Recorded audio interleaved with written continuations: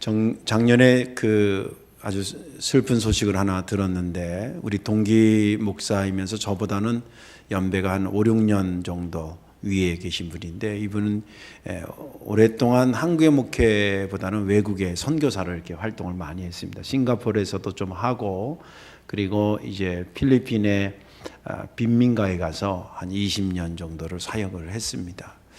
그러던 중에 돌아가셨어요. 그래서 순교라고 보기도 하고 순직이라고도 보기도 하는데 아무튼 돌아가셨습니다. 그 전에 돌아가시기 몇 년 전에는 대장암이 걸려서 한국에 나와서 수술하고 뭐 여러 가지 신경 쓰고 또 먹는 거 부실하고 이제 뭐 이런 것들이 복합적인 것 같습니다.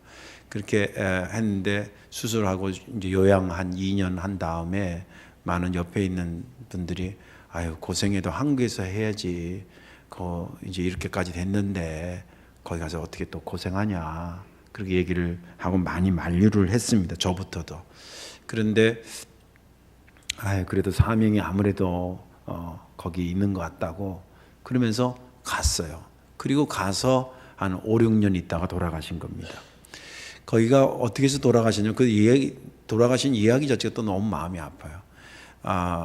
빈민 지역이니까 이제 한국 선교사가 가서 교회를 조그만 1, 2층짜리를 얻어서 1층에는 사택으로 2층은 이제 예배당으로 이렇게 쓰고 그러는데, 그래도 이제 한국 선교사니까 자기들보다 잘 사는 거예요. 교회가 잘 산다는 게 본인 잘 먹는 게 아니라 교회에서 이제 나눠주려면 물건도 갖다 쌓아놓고 뭐 선교사들 지어놓은 거 가지고 좀 이제 모아놓기도 하고 이런 것들이 늘 이 어렵게 사는 그 지역에 있는 젊은 애들한테는 호시탐탐 이게 탐욕의 거리가 된 겁니다. 그래서 수시로 카메라도 훔쳐가고 마이크도 훔쳐가고, 저 그 심정 알아요. 저쪽 개척교회에서도 훔쳐가. 그러니까 이제 목사님이 얼마나 화가 나겠어요. 그 이제 그러는데 어느 날 1층에서 이제 자는데 밤늦게 2층에서 무슨 인기척이 난 거예요. 그래가지고 이제 이렇게 올라가서 했는데 맞닥뜨려진 겁니다. 그 옆에 이제 소화전 이렇게 왜 소화기 있잖아요, 빨간 거 이런 거, 그걸 들고 쳤는데 그냥 쓰러진 거예요. 그래가지고 거기 나름대로 큰 병원에 가서 뭐 큰 대수술했는데 과다 출혈이 돼가지고 돌아가셨어요. 그 또 우리 동기 목사 친동생이 이제 경찰 계통에 아주 높은 자리에 있어가지고 그 당시에 작년에 여러분들 가끔 왜 한국인들 필리핀에서 많이 죽은 그런 얘기, 그런 맥락의 텔레비 뉴스에도 나왔어요. 그러니까 이제 그참 저참 해가지고 특별 수사단을 꾸려가지고 필리핀에 급파를 했습니다. 한 열흘 만에 범인을 잡았어요. 알고 봤더니 그 동네에 있는 한 25대 있는 청년회가 잡혔습니다. 알고 보니까 그 사모님 이제 한국 나와서 얘기 들어보니까 그 교회에서 그 집에 그 어머니 아버지한테 어렵다고 쌀도 갖다 주고 뭐 여러 가지 이렇게 도와주고 이랬던 집이에요. 사랑이 독이 돼서 돌아온 겁니다. 근데 더 기가 막힌 거는 사모님이 탄원서를 썼어요. 우리 남편을 죽인 이 사람이 의도를 가지고 죽은 게 아니라 우발적으로 생계 어려움 때문에 하다가 그런 것 같다. 그러니 선처를 부탁한다고. 여러분들 같으면 그렇게 쓰겠어요? 형량을 그냥 따블로 매겨가지고 그냥 그럴 것 같은데 탄원서를 써서 냈어요. 그리고 더 기가 막힌 거가 이제 사모님이 이제 일단은 철수했잖아요. 그래서 저희 동기 모임에서 같이 모여서 위로도 해드리고 뭐 좀 생활비도 좀 보태드리고 식사도 대접하고 그랬는데, 이제 계획이 뭐냐 이렇게 얘기가 자연스럽게 나오잖아요. 그 사모님 얘기가 선교사 훈련을 좀 더 받아서 남편이 죽은 그 마을에 다시 가겠다는 거예요. 그 저부터도 그 믿음도 좋지만 심정적으로 당신 남편이 거기 피가 낭자해가지고 쓰러진 그곳인데 거기 어떻게 또 가겠냐고 그랬더니 하는 말이, 우리가 주님한테 생명 얻었는데 내 생명 주를 위해서 쓴다 그러면 가서, 거기는 우리가 아니면 누가 마땅히 갈 사람도 없는 지역인데 헌신할 수 있으면 가서 헌신해야죠. 그리고 지금 교육받고 그래요. 참 너무 마음이 아파요.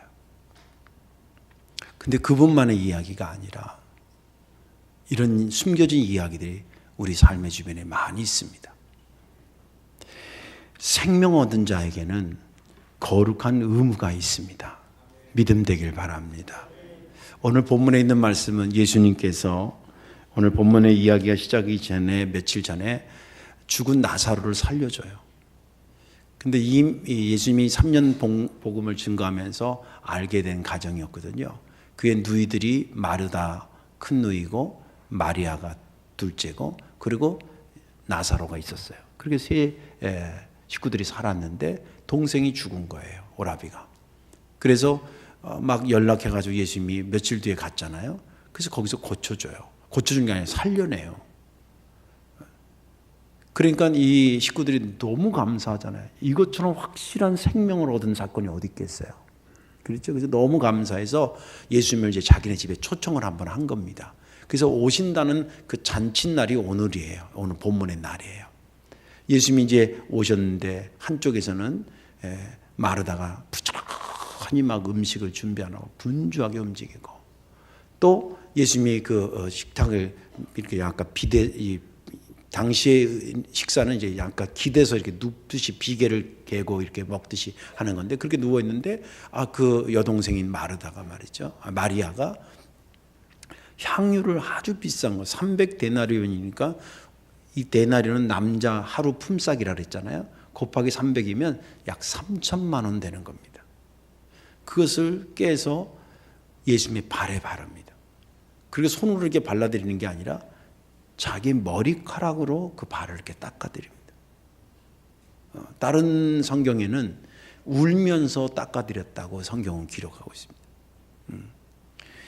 그러고 있는데 나사로는 이제 그 예수님과 같이 옆에 앉아 있고요. 자리를 지키고 있고.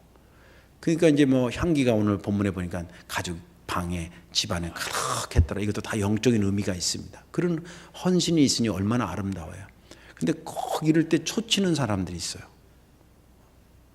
가룟 유다가 보니까 그 엄청난 가격을 그냥 붓고 있거든. 저거 아까워 죽겠는 거예요. 근데 아까워 죽겠다. 내가 좀 쓰고 싶다. 우리가 써야 된다. 이러면 좀 격이 떨어지니까 자기 깐에는 격을 높여가지고 한다는 말이 그 돈 가지고 가난한 사람은 또 오면 좋을 텐데 저렇게 다 갖다 붓냐고 막 이런 얘기합니다. 그러니까 주님이 이제 수습하죠.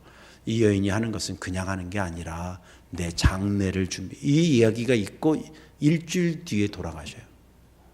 제가 지난주에도 얘기했지만 이게 일주일 열흘 상간에 있는 이야기예요. 그러면서 그 여인을 막지 말고 정말 가난한 사람이 돕고 싶으면 가난한 사람은 이후에도 너희 주변에 많을 테니까 그때 도와라. 그러면서 수습을 합니다.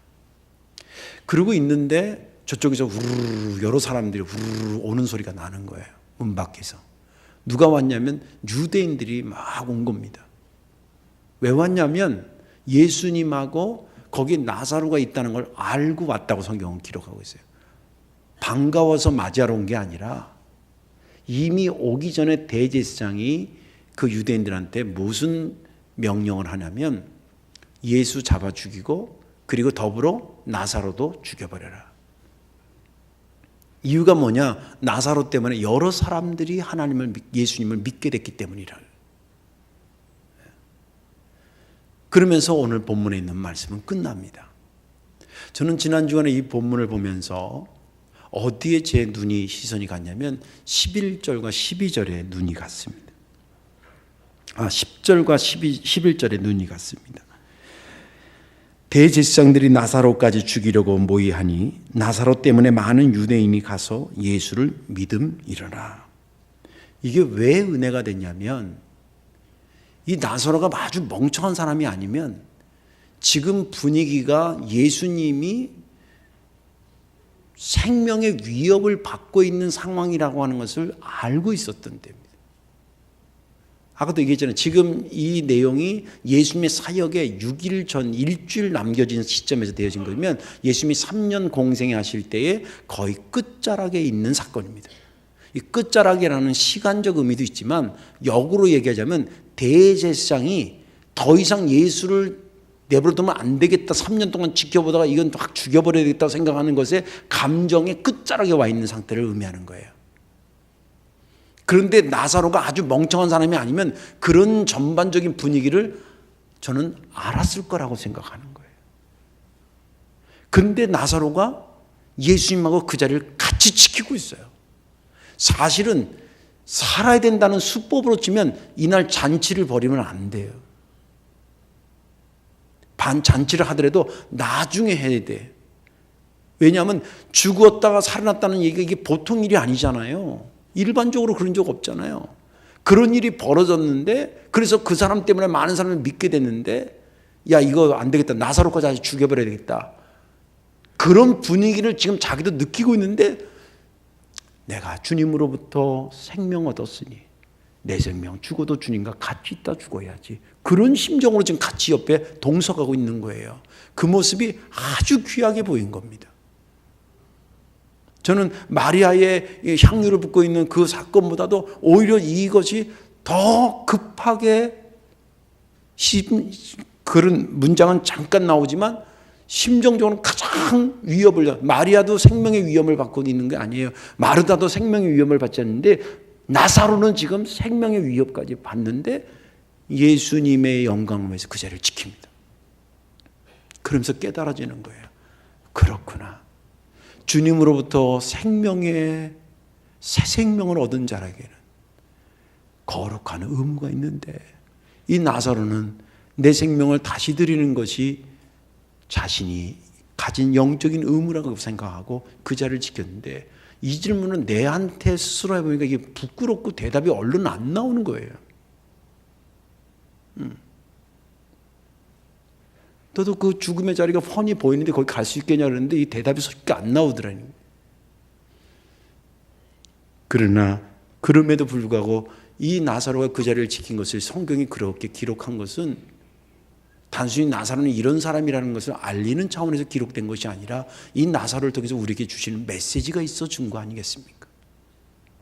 오늘 말씀에 은혜 받으시고, 저와 여러분 여기에 예수님 때문에 새 생명 얻지 않은 사람이 누가 있겠어요? 아, 그렇구나, 새 생명 얻은 자에게는 다 영적인 의무가 있는데 올해 내 것은 무엇일까? 오늘 말씀을 들으면서 다시 한번 깊이 생각하고 떠올리시는 그런 저와 여러분들 되시기를 주님의 이름으로 축원합니다. 영원한 생명 얻은 자에게 영적인 의무가 무엇일까? 오늘 본문에 나타나는 것을 보면 첫째는 생명 주신 예수님께 최선을 다하는 겁니다. 너무나 당연해요. 성도도요, 하나님에 대해서 예의가 있어야 된다고 저는 생각이 들어요. 우리 동양적 정서로 얘기하자면, 저 사람이 이렇게 나한테 고맙게 했는데 나도 이런 입장으로 그를 대해야 되지, 이게 아주 정서적이잖아요. 맞잖아요. 나에게 생명 주신 분이 그분이니까 그분한테 최선을 다하여 대하는 거, 이게 영적인 의무라 이 말이에요. 왜 자식들, 부모들 결혼 앞두고 실망하잖아요. 금이야 오게에서 키웠더니 딸내미가 어느 날 아빠 소개시켜 드릴 사람 하나 있어요.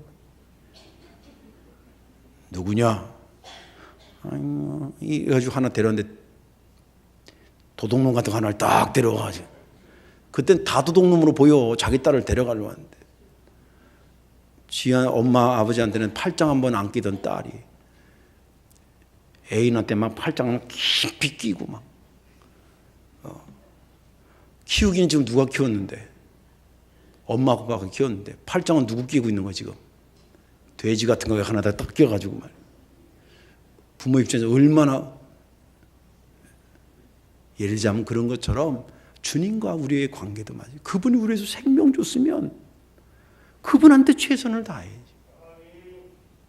오늘 2절 3절에 보면 거기서는 마리아와 마르다 나사로의 집이에요. 여기서 예수를 위하여 잔치를 할세, 마르다는 일을 하고 나사로는 예수와 함께 앉은 자 중에 있더라. 마리아는 지극히 비싼 향유 곧 순전한 나드 한 건을 가져다가 예수의 발을 닦으니 향유 냄새가 집에 가득하더라.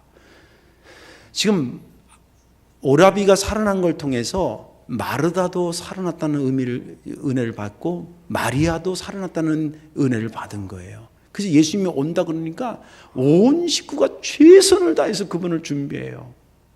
마르다가 잔치를 벌입니다. 음식을 준비합니다. 여러분들, 저 이 설교하면서 다시 한번 결심했어요. 예배 마치고 지하 가서 밥 먹고 나올 때 주방에 꼭 고맙다고 인사하고 나와야지.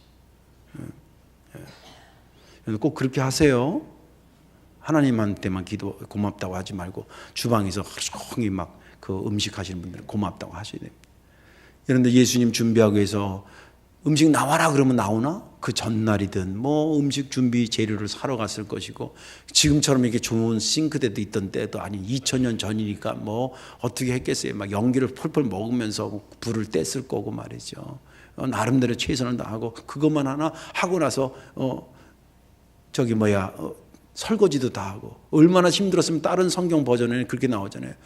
마르다가 와가지고 막 땀을 범벅이 돼가지고 일하고 있는데 동생이 예수님한테 와서 얘기만 듣고 있으니까 예수님 마르야를 좀 보내서 내일 좀 도와주게 해라고. 그 정도로 힘들게 지금 예수님한테 최선을 다하고 있어요. 이것은 몸으로 하는 최선을 의미합니다. 저와 여러분들이 나에게 생명 주신 예수님께 몸으로 최선을 다하기를 주의 이름으로 축원합니다. 그리고 또 그것만 그런 게 아니라 마리아는 보니까 아까 말한 비싼 향유를 가지고 와서 예수님의 발에 붓습니다. 비싼 걸 가져왔다라고 하는 것도 의미가 있지만 그 정도 의미 이상입니다. 그러니까 머리카락으로 예수님의 발을 씻어줬대요. 여자들의 어떤 몸의 상징 중에서 머리카락이 대표적이지 않아요, 그죠? 그래서 아침에 남편들에게 팁으로 드리는 말씀인데, 아침에 출근할 때 부인하고 티격태격 했을 때 딱 갔다 퇴근하면서 가장 먼저 봐야 될 게 뭐냐면 부인의 머리카락을 봐야 돼. 갔다 온데 머리를 막 꽉 잘랐다든지 요랬던 머리를 확 올려놨다든지 이러면은 조심해야 돼. 나 지금 끓고 있다 이거예요. 예. 근데 자기 머리카락으로 예수님의 가장 신체 중 예수님이라고 뭐 손발이 깨끗했겠어요? 몸은 몸이지. 발에 냄새 났을 거 아니에요? 그 발을 닦았다는 거예요. 이게 제정신이 아닌 거예요, 이게. 어떻게 보면. 최선을 다한다는, 내 동생을 살려준 것에 대해서 최선을 다한다는 의미를 부여하지 않으면 미친 짓이에요. 그렇게 했다는 거예요. 그리고 또 기가 막힌 것은 뭐냐면, 이 여인은 예수님이 이제 곧 십자가 달려 죽을 죽음을 알고 암시적으로 알고 있었다는, 그것을 예수님에 대해서 평상시에 관심을 가지고 그분이 보니까 그분이 이렇게 가고 이렇게 가고 이렇게 여러분들도 저를 관심 가지고 보면 우리 목사님이 이렇게 하실 거다. 그게 선이 그어지잖아요. 그런 것처럼 예수님이 조만간에 죽을 것 같은 것이 그분을 연구하고 따라다니고 들어보니까 이분은 여기 계실 분이 이렇게 가실 분으로 보이는 거예요. 그 가실 분의 그것이 뭐냐? 십자가의 죽으심으로 보이는 거예요. 그래서 당시에 죽으면 관습 중에 우리나라 상복 입히듯이 그 나라의 관습은 몸에다가 시신에다가 향유를 부어 발라주는 게 전통이었어요. 그래서 그것을 상징하면서 발에다 부어줬다는 거예요.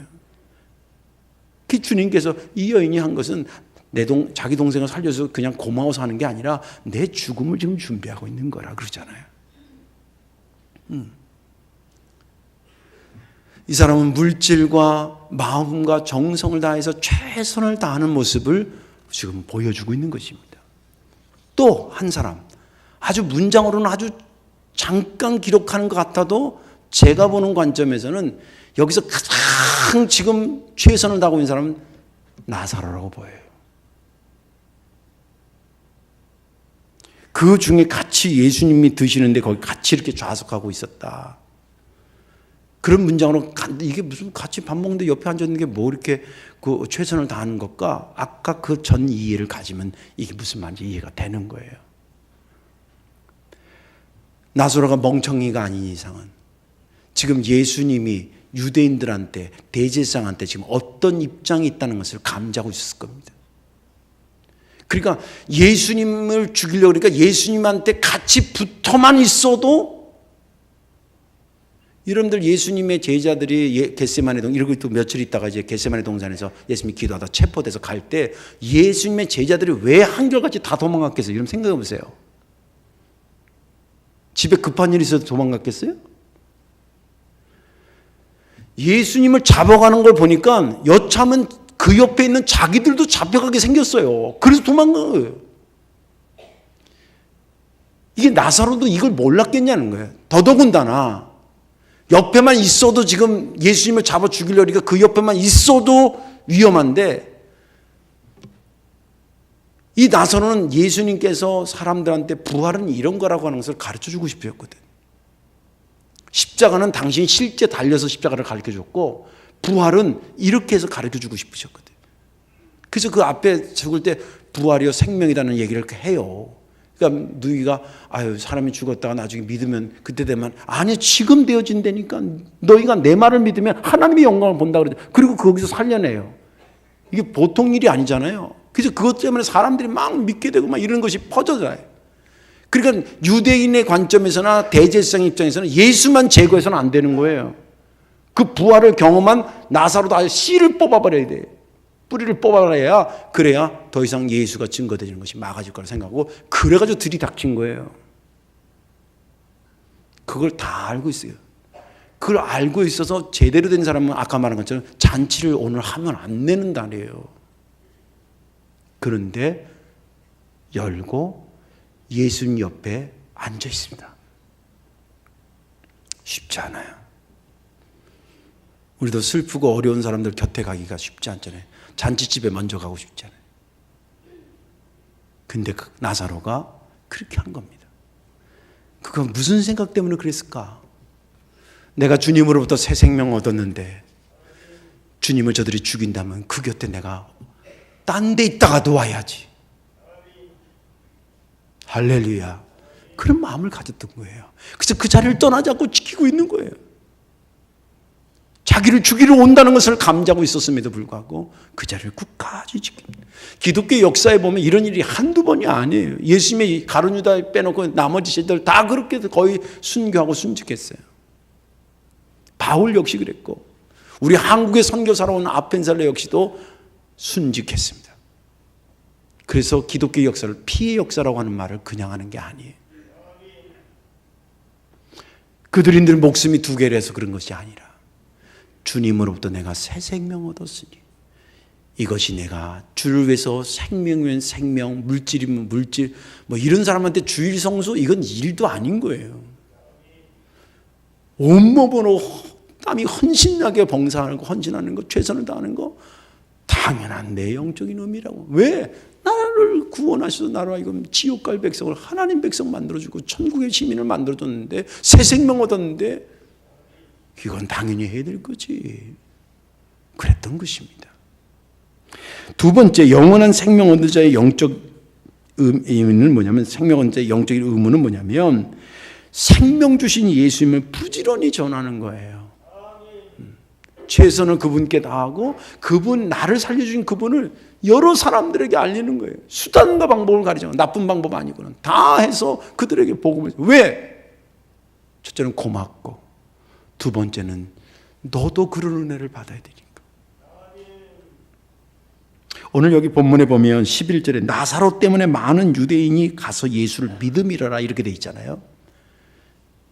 여기서 나사로 때문에라는 때문에를 한번 기억해 보세요. 여러분들, 그리고 그 주인공이 나사로 이름 대신 여러분들의 이름이 기록되길 바랍니다. 그 교회 아무개 집사님 때문에 교회가 부흥되고, 아무개 권사님 때문에 교회가 부흥되고, 아무개 장로님 때문에 교회가 부흥되고, 아무개 목사님 때문에 그 교회가 좋아졌다고. 여기 때문에라는 말을 세 가지로 해석할 수가 있어요. 첫째는 예수님께서 아까도 말한 것처럼 사람들한테 부활이 뭔지 우리는 하도 듣고 말씀을 들어서 부활이지만, 부활이라는 게 이게 얼뜻 되질 않아요. 제가 여기 와서도 보면 저쪽에서 여태까지 장례 치른 분이 몇십 명 되는데, 집에서도 치러보고 병원에서도 치러보는데, 장례 치르다가 병풍 뒤에 있던 시신이 다시 일어나서 부활한 적 한 번도 없었어요. 어떤 분은 그런 얘기 했더니 아유 그냥 부활하면 더 혼란스럽대. 부활이 이게 개념이 잡히지 않아요. 그런데 십자가와 부활은 바로 맞물려 있는 거였기 때문에 사람들한테 반드시 가르쳐야 될 필요를 갖고 계셨던 거예요, 예수님이. 그것의 소재로, 어떻게 보면 소재로 쓰임받은 자가 나사로예요. 이해가 되시죠? 그러니까 하나님의 역사에 쓰임받은 게 나예요. 우리 그러잖아요. 어떤 사람이 자기가 아는 사람, A라는 사람이 술 고래였는데 몇 년 만에 만났는데, 술자리에서 만났는데 한 잔 주니까 안 먹는다는 거예요. 아이, 장난치지 마. 너 내가 다 알아. 먹어. 요때 조심해야 돼. 요때 조심해. 먹어. 아이, 괜찮아. 야, 내가 아는 장로님도 야, 잘만 먹더라. 야, 먹어. 죄송합니다. 이 장로님 그러지. 예를 들자면 그랬다는 거예요. 아이, 안 먹어요. 제가 결심했어요. 어떻게 결심했는데? 아, 예. 제가 예수 믿고 많이 회개하고 달라졌어요. 만약 그렇게 했다면 다른 사람한테 이 사람이 가서 뭐냐면, 여러분들 사람들이 복음이 세상적으로 전거될 때 다양한 방법 보는데, 금주하고 금연하는 게 좋은 겁니까 나쁜 겁니까? 좋은 거 아니에요. 저번에 안병원 원장이 얘기하는데 담배같이 하나에 60가지의 발암 요소가 있대요. 근데 그거 삽히는 거는 얼마 하는데, 어떻게 하다 음식 뭐 하나, 라면 어느 스프 하나에 뭐 발암 물질이 하나 발견됐다 그러면 난리 버거지가 난데, 한국 사람들 이해를 못 한다는 거예요. 거기 60가지 있는 거는 태어난데 한 개만 생겨도 막 이런다는 거예요. 예수 믿으면서 복음이 증거되면서 술 먹지 말라고 하면 복음이 증거되는데, 이게 보통 일이 아니거든요. 그런데 예수 믿던 이 사람이 바뀌어진 거예요. 그러면 이렇게 바뀌어진 것을 하나님께서 세상 사람들한테 보여주고 싶어서 그 사람을 샘플로 삼으신 거예요. 그래서 사람들이 야, 술 끊으려면 아무 것처럼 교회 가라. 부활을 알고 싶어? 나사로 만나봐. 그랬을 거 아니에요. 이해가 되시죠? 근데 이쪽 측에서 볼 때는 대제사장이나 유대인이 안쪽은 죽일 놈이지만, 복음의 진수에서 본다면 이 내가 하나님의 복음을 증거하는데 쓰임받고 있는 거예요. 그래서 그렇기 때문이고, 두 번째는 조금 전에 얘기했지만, 예수님 믿어서 예수님이 지금 죽음에 자꾸 몰려가는데 그 옆에 있기만 해도 같이 죽을 입장인데 그 자리를 떠나지 않고 가만히 그 자리를 지켜. 그러면 감동이 돼요, 안 돼요? 야, 저 사람이 믿는 예수라면 우리도 한번 믿어볼 만하다. 제가 저쪽 교회 있을 때 우리 교회 다른 교회에서 와가지고 온 새신자가 등록했어요. 어떻게 해서 예수 믿는지 쭉 얘기하니까 그 여자가 참 지혜로워요. 잊지 못해요. 자기가 다른 지역에 살 때 동네 아기가 어려가지고 병원에 갔는데, 병원에서 치료해 주는 의사 선생님이 이렇게 있었대요. 누가 하도 가자 그래서 이제 반신반의하고 교회를 갔는데, 알고 보니까 그 병원 의사 선생님이 그 교회의 장로님이더라는 거예요. 그 자기 생각이 집에 와서 가만히 생각하니까, 나는 무식해서 하나님 믿어야 될지 모르는데 저렇게 세상에 많이 배운 양반이 예수님을 믿고 있으니 저분이 믿는 예수라면 나도 한번 믿어보자. 이래서 다니기 시작했다는 거예요. 지혜롭잖아요. 이렇게 우직하게 죽음의 그림자가 가까운데도 예수를 떠나지 않고 그 옆에 견디는 사람을 보면서, 야, 저렇게 믿는 예수라면, 저분이 믿는 예수라면 우리도 믿어볼 만한, 그래서 말하지 않았지만 나사로 때문에 다른 사람이 믿었다고 때문에를 그렇게 해석할 수도 있다. 이게 마지막 때문에는 뭐냐면 실제 입을 열어 얘기하는 거예요. 동네 소문났는데 와서 물어보고 누구라도, 아니 어떻게 더 살아났어? 아니 어떻게 더 살아났어? 아유, 내가 살아서 살았나요? 예수님이 나를 살렸지요. 이렇게 했을 거 아니에요. 교인들도 그렇게 하셔야 돼요. 어떤 분은 기도 딱 끔찍해가지고 참 잘 됐다 그러면, 아유, 목사님 운이 좋았어요. 이러고 있어요. 운이 좋은 것은 주역에 나와 있는 그 사주팔자 거기와 관련된 언어예요. 기도해 준 난 뭐요? 역사하신 하나님은 뭐고? 기껏 해줬더니 운이 좋아서 그랬다는 거예요. 예전에 나사로한테 어떻게 살아서, 아유, 내가 아직 죽을 때가 아니었나 보지 뭐. 이랬으면 예수가 증거됐겠냐고. 또 그게 맞는 말도 아니고, 아유, 예수님이 내 무덤 와서 제껴서 나를 살렸어. 생활의 부활도 있잖아요. 내가 예수 안 믿었으면 나는 지금 여기서 어떤 인물이 됐을지 뻔히 아는, 내가 나를 아는데, 내가 진짜 예수 믿어서 이것도 끊고 저것도 끊고 이거 안 하던 거 새로 하고, 내 진짜 뭐 예수님 때문에 달라졌다고. 너도 달라지고 싶으면 예수 믿으라고. 그렇게 했을 거 아니에요. 또 그 사람만 했겠어요? 그의 누이들 마리아와 마르다는 안 그랬겠어요? 그래서 이 사람들이 가는 데마다 예수 믿는 사람들이 많아진 거예요. 이게 예수님에 대한 영적인 의무 아니겠냐는 거예요. 이제 말씀을 정리합니다. 죽음에서 건진받은 나사로와 그의 식구들은 예수님이 자기네 집으로 방문한다는 연락을 받고 기뻐 어쩔 줄 몰랐습니다. 그래서 마리아는 마리아대로, 마르다는 마르다대로, 나사로는 나사로대로 최선을 다해서 그분을 맞이합니다. 이게 자신들이 주님께 할 수 있는 영적인 의무라고 생각했습니다. 이거 하면서 짜증내거나 귀찮아하지 않았습니다. 그리고 나를 살리신 예수님을 세상 많은 사람에게 한 사람이라도 더 알아서 그들도 나처럼 새 생명 얻기를 원하는 것이 그들이 해야 될 영적인 의무라고 생각하고 부지런히 전했던 것입니다. 이것이 초대교회 역사고 이 흐름 속에 우리가 예수 믿고 여기 앉아 있는 것입니다. 올해 저와 여러분들이 기도하는 것은 주여 나로 하여금 새 생명 얻었는데 내가 주를 위해서 해야 될 영적인 의무가 무엇입니까? 물어도 보시고 또 이미 감지된 것은 열심히 하셔서 주님에 대한 예의도 갖추고 여러분들 신앙도 성장하고 교회도 부흥하고 발전되기를 주님의 이름으로 축원합니다. 기도하겠습니다. 좋으신 아버지 은혜를 감사합니다. 우리를 살리신 것, 새 생명 주셨다는 것, 그거보다 더 큰 복음이 어디 있겠습니까? 이 엄청난 것을 얻었으니 나사로만 그것을 받은 것이 아니라 우리도 받았으니 우리도 나사로가 온 식구들과 함께 주님께 대해서 최선을 다하고 자신을 살리신 예수님을 땅끝까지 전했던 모습 영적인 의무로 여기고 감당하는 우리가 되게 하여 주옵소서. 예수님의 이름으로 축복하며 기도하옵나이다. 아멘.